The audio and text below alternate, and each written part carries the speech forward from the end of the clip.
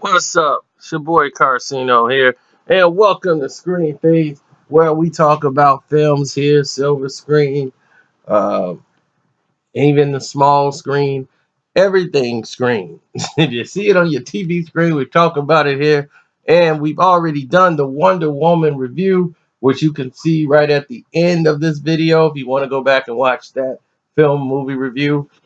And now we're going to do the spoiler review. So if you haven't seen that, you can go all the way to the end, click the video in the one of the four boxes you're going to see, and pick the video. Now, moving right along, we're going to go right into what we came here to do, the spoiler. Now, making this film, this is a record-breaking film. It's done over $103 million this weekend. And, it's impressive, especially for DC. DC needed a big weekend, and especially for Wonder Woman. And it got a lot of good publicity, and I was very happy because the film was actually very good. I thought they were gonna, make it like he's a man, stop him, and a bunch of women stomping men out, and it really was more than that.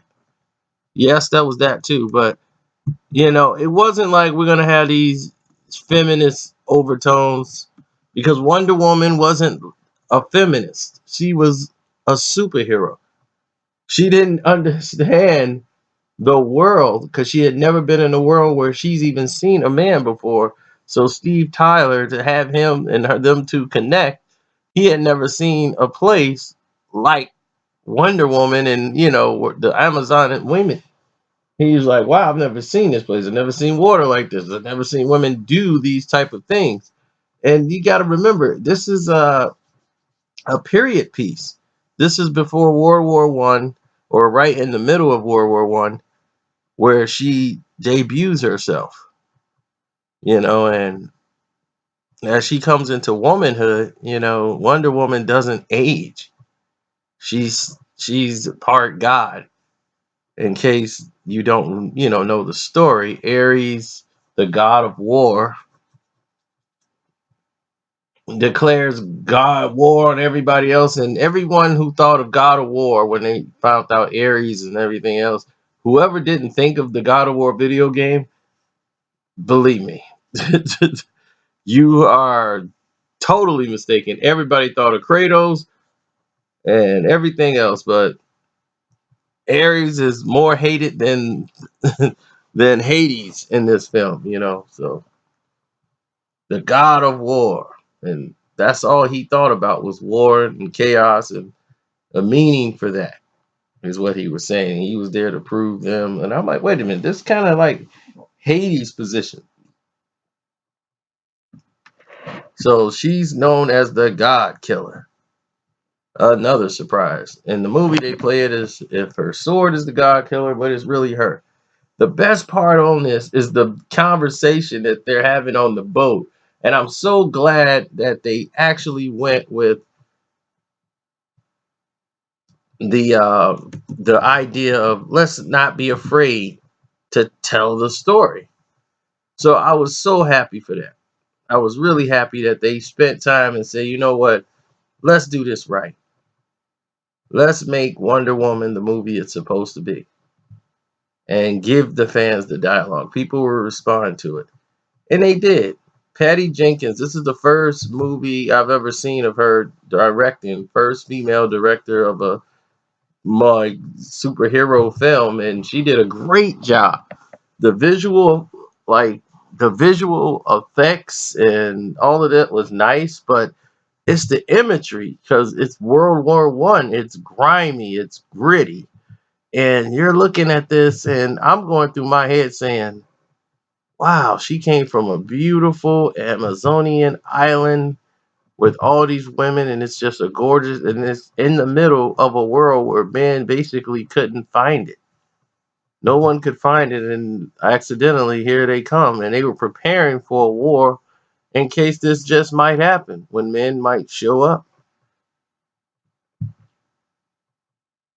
And And she's telling her, like, you don't understand how the world is out there. Like, men are crazy. Like, Zeus used the last of his power to keep us here on this island and created, and he created the God Killer just in case Ares shows his head again.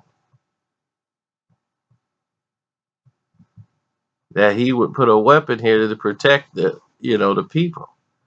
And she was it.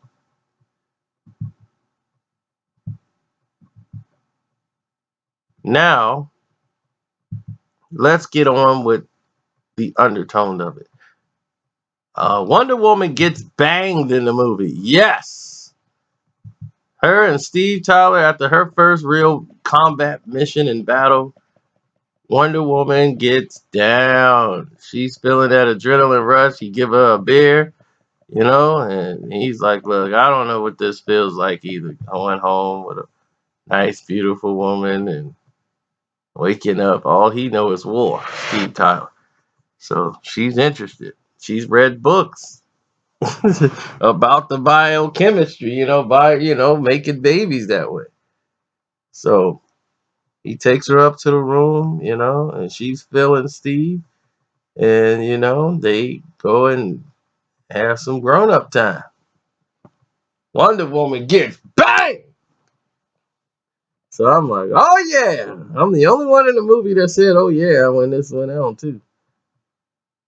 So anyway, she's revived and she finds out more about the world. She finds out Ares is for real. Everybody thinks she's batty or crazy. I gotta kill Ares. It's gonna stop the war. It's gonna start anything.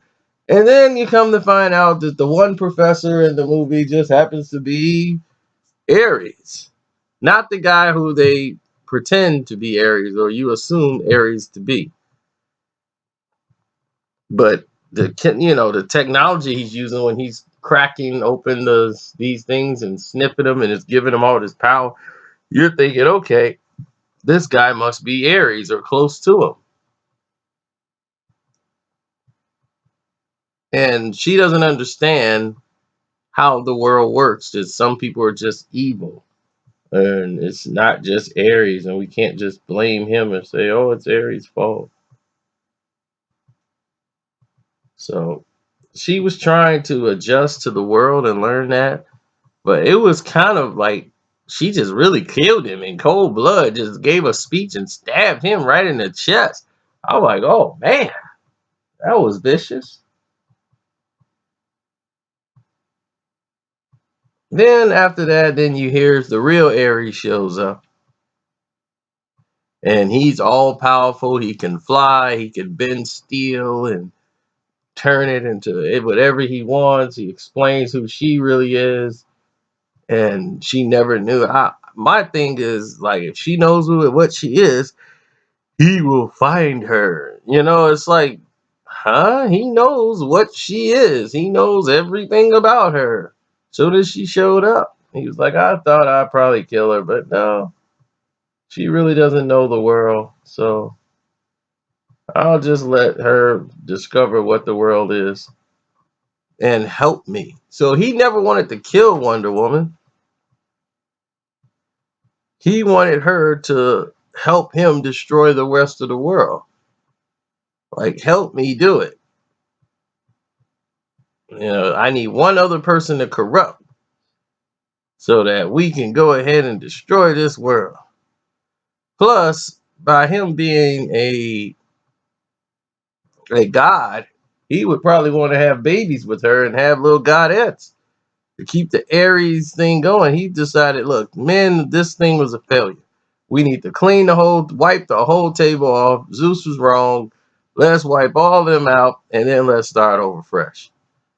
But we're gonna make them look gods. We're not gonna have any more of these humans walking around. It's gonna be all super powerful people. So that's what he was on. And it gave the message of hope and love is old magic, old power that he didn't understand. and was like, yes, they are ridiculous. Yeah, they are this and that, but there's so much more. I'd be like, well, please tell us, because nothing in here indicates anything otherwise, And Chris Pine, he dies, and that's when she feels all this love for him.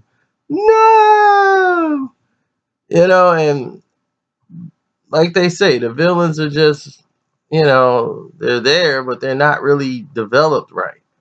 It's just like we're telling her story. The villain doesn't matter. Blah blah blah.